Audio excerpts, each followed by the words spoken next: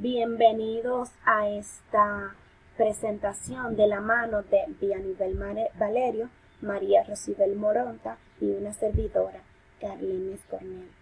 Toda obra literaria contiene entre sus líneas ideas maravillosas que te hacen vibrar de emoción, así como también traen entre sus párrafos temas originales y mezcla de géneros. Don Quijote de la Mancha, del autor Miguel de Cervantes, es una de ellas, en la cual puedes evidenciar elementos como el amor, la locura, entre otros. El siglo de oro, especialmente el barroco, propician características significativas para dicha obra. Más adelante estaremos evidenciando esos aspectos, además de la novela pastoril y de caballería, asimismo como la metaficción y el multiperspectivismo del Quijote. Veamos. El primer elemento que vamos a destacar son, valga la redundancia, elementos del barroco que propician la escritura del género. El barroco se desarrolla en un momento o en un contexto de crisis, sin embargo la riqueza de la literatura está vigente. El barroco tiene su centro en la idea del desengaño. Cada vez se hace más evidente la distancia entre los ideales y las realidades concretas. Se cede menos espacio a la ilusión, por ello se coincide reiteradamente en las siguientes ideas. El mundo carece de valor. La vida es contradicción y lucha del hombre consigo mismo y lucha con los demás. La vida es breve, una breve jornada entre nacer y el morir. Vivir es ir muriendo, eso expresa la obsesión por la muerte, que es uno de los aspectos mayores del barroco. Y por último, la vida carece de consistencia. Ahora bien, aquí surge la cuestionante de cómo estos elementos propician la escritura de la novela caballeresca del Quijote. Sabemos que esta obra posee un tiempo externo y esto es lo que nos puede ayudar a entender el por qué el Quijote es lo que es en la actualidad. Es evidente que el argumento en sí y los personajes que en él aparecen sean universales y que trasciendan a través del tiempo, pero es obvio que fueron creados en un momento histórico, es decir, en el periodo que comprende el barroco.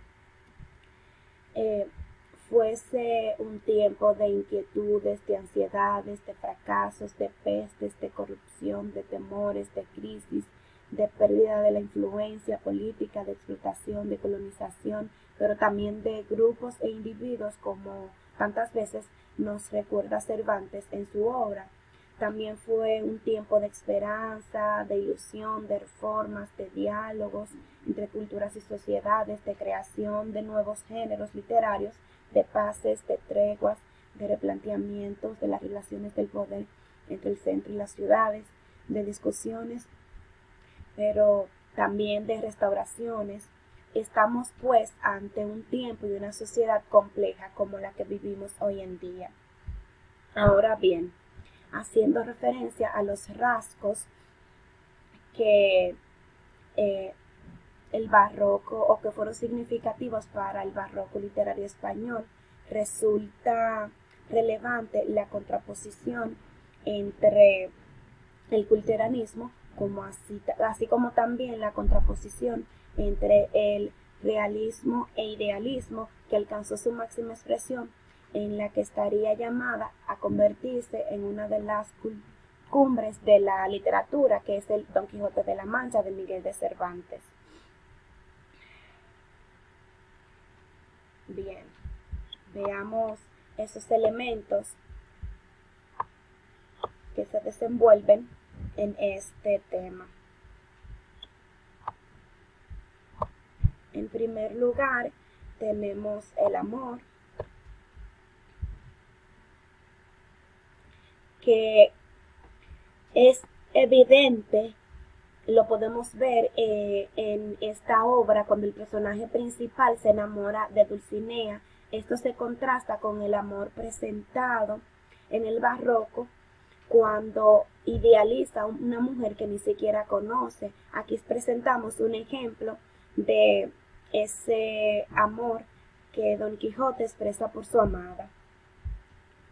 Del mismo modo podemos mencionar el culteranismo, que en el capítulo 8 Don Quijote de la Mancha describe a Dulcinea mediante varias metáforas. Por ejemplo, para referirse a que es rubia se dice que sus cabellos son de oro, para hablar de la belleza de sus cejas se dice que son arcos del cielo, también se dice que sus ojos son soles y que sus dientes son perlas. De igual forma, la realidad que se encuentra enmarcada en esta obra está empañada por la locura del personaje principal. Esta es la historia de un hidalgo que de tanto leer libros de caballería, como ya sabemos, se convierte en uno de ellos y sale en busca de aventuras. Primero lo hace solo y luego en compañía de Sancho Panza, que se convierte improvisadamente en un escudero. El continuo choque entre este mundo libresco y la realidad va generando una serie de aventuras que acaban de manera desastrosas, y esto suscita en los lectores ya sea risas, compasión y simpatía. Ahora continuamos hablando de la novela pastoril y de caballería de la mano de Bianivel Valerio. Aunque el nombre de Miguel de Cervantes se asocia fundamentalmente a la narrativa, lo cierto es que cultivó todos los géneros literarios. Fue un gran apasionado del teatro y él mismo confiesa que de niño le gustaba ver las representaciones de Lope de Rueda, siendo la novela pastoril el género con el que decidió adentrarse de lleno al mundo de la literatura. ¿Pero qué es esto de novela pastoril? La novela pastoril refleja la visión idealista y poco realista del Renacimiento, su espíritu estilizado y su platonismo. La temática es siempre amorosa, ofrece una visión estática de la naturaleza y una visión de paz. La narración es morosa y lenta, ya que lo que importa fundamentalmente es el análisis de los sentimientos y pasiones de los personajes y la descripción del paisaje natural. Por otra parte, son frecuentes las interrupciones con digresiones de todo género o incluso con otras historias ajenas a la acción principal, aparte de los constantes versos intercalados. Por otro lado, Miguel de Cervantes también se adentró en las novelas de caballería, que fue, digamos que, su mayor apogeo. Estos libros narran las hazañas fantásticas e increíbles de un caballero como personaje principal, considerado un héroe, cuyo origen viene de un nacimiento épico y extraordinario. Las cualidades de este personaje son inverosímiles y fantásticas, tales como una fuerza sobrenatural, el don de la magia. Es mitificado como un personaje omnipotente e invencible. Los libros de caballerías sitúan la historia en lugares lejanos y exóticos, recreando escenarios fantásticos y en un tiempo no contemporáneo, sino en épocas lejanas e incluso míticas.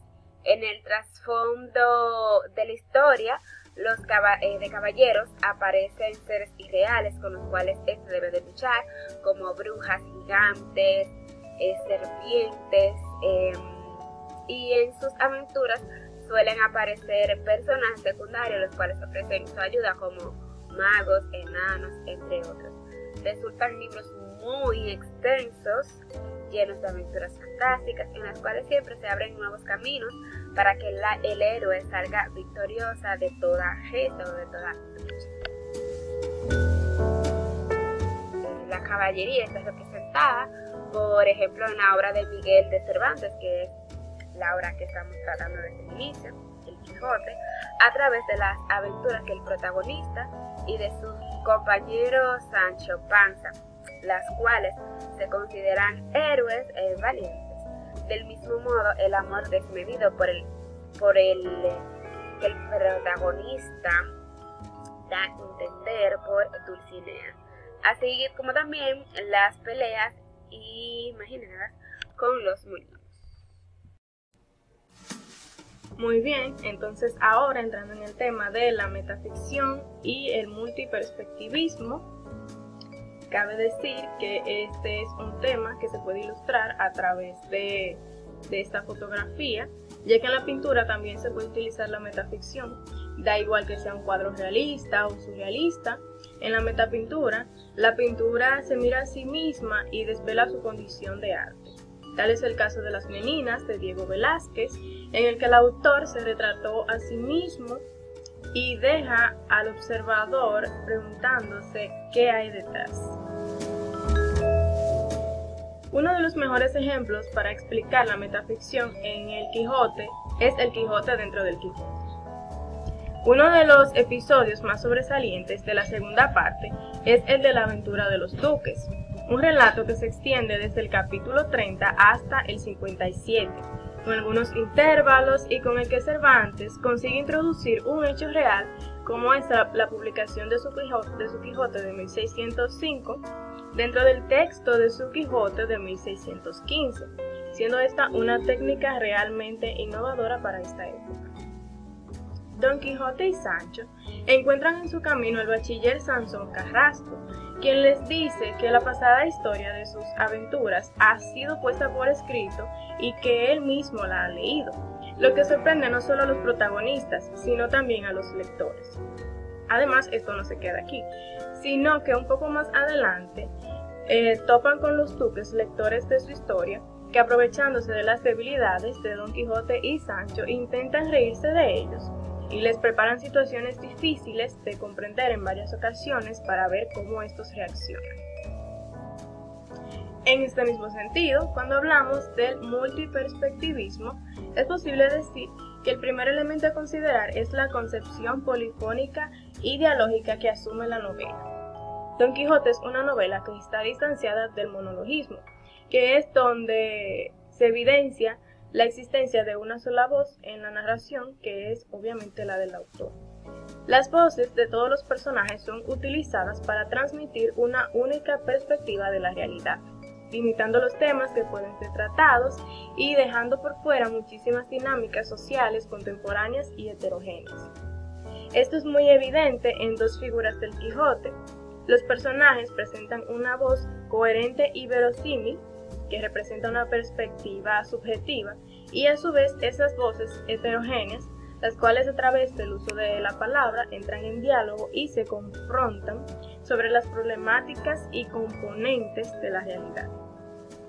Por esta razón, los narradores son esenciales en la construcción del multiperspectivismo, dado que conviven en la obra con su propia voz y dialogan entre sí.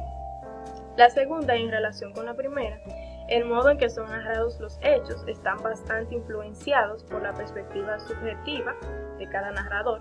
Esto significa que el lector no podrá ver el hecho en sí mismo puro e independiente, sino que va a depender siempre de lo que el narrador quiso presentar y el estilo con el que realizó aquella tarea. El hecho real, lo ocurrido, pasa a ser lo que el lenguaje del narrador y su intención relatan, y en definitiva lo que su interpretación aporta. Ahora bien, refiriéndonos al tercer y último elemento que constituye el multiperspectivismo, los personajes, más específicamente su heterogeneidad. Cervantes construye un gigantesco entramado de personajes con sus propias particularidades que se corresponden con el lenguaje de su clase, dando una coherencia y verosimilitud a la obra y sobre todo mostrando al lector una visión particular del mundo en cada uno de ellos. En fin, es posible sostener que el multiperspectivismo en el Don Quijote se produce a través de la suma y articulación de elementos literarios como la polifonía y el dialogismo y su respectiva aplicación en los otros dos elementos, que son los narradores y los personajes, quienes se apoderan de la palabra para crear su realidad. En fin, esto ha sido todo de nuestra parte, esperamos que les haya gustado y que hayan entendido. Muchas gracias por su atención.